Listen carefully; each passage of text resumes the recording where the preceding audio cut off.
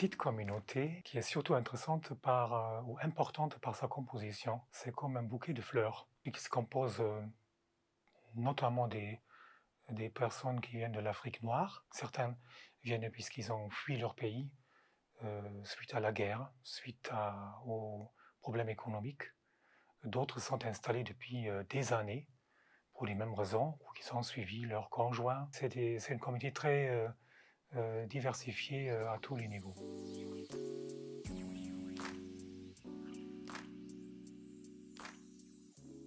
En Égypte, les gens attendent un guide, quelque part, spirituel, ou un berger, dans le sens biblique du terme. Le travail d'un berger, c'est très compliqué. Il faut ramasser sans arrêt et rassembler. Il faut beaucoup d'énergie pour le faire. Il cherche un repère, quelque part. Moi, je ressens ça ainsi.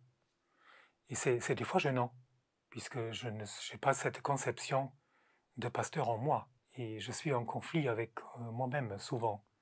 Je suis plutôt dans la délégation, dans la participation.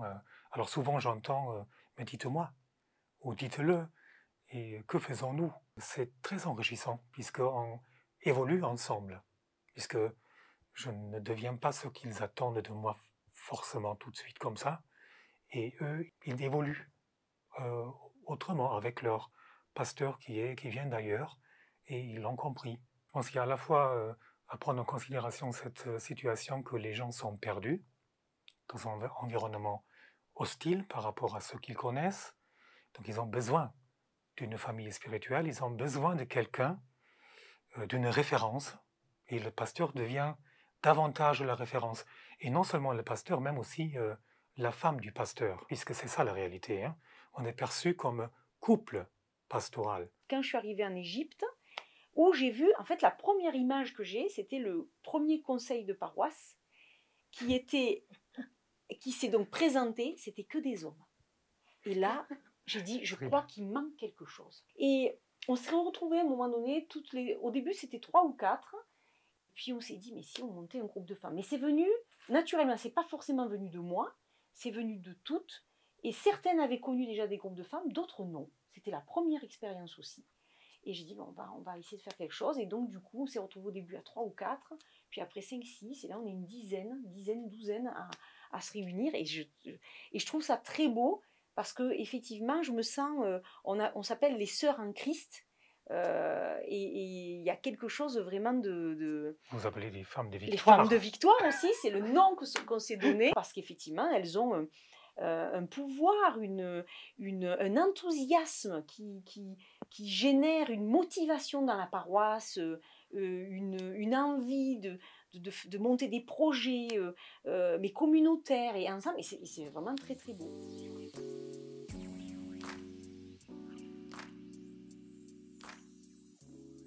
Le fait que tout le monde perd quelque part ses références, nous aussi. Moi, je ne suis pas égyptien, je ne suis même pas français, donc francophone comme eux, mais ce n'est pas ma langue maternelle. Donc tout cela, c'est pas un obstacle, ça aide plutôt pour se dire, voilà, qu'est-ce qui nous réunit en fait. D'autres églises n'ont pas cette chance, je dirais.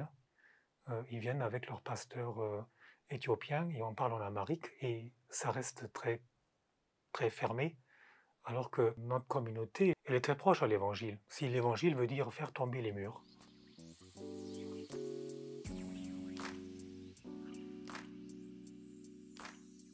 Il y a au niveau du message donné, il y a un choix à faire. Hein. Donc, effectivement, il est impossible de tenir un discours dogmatique.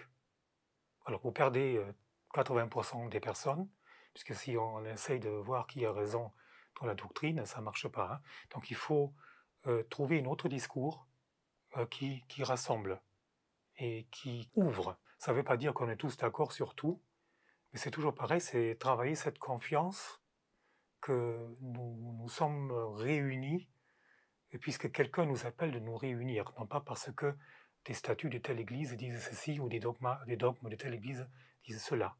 Il faut se demander, mais qu'est-ce qui peut nous réunir vraiment? Et qu'est-ce qui peut nous porter ensemble? Qu'est-ce qui fait qu'on puisse être famille et vivre une vis dans une famille spirituelle. Je ne deviens pas pentecôtiste, je me considère toujours issu d'une église littéro-réformée, plus précisément réformée d'ailleurs au départ, et c'est mon identité. Mais avoir une identité, ça ne veut pas dire j'ai raison.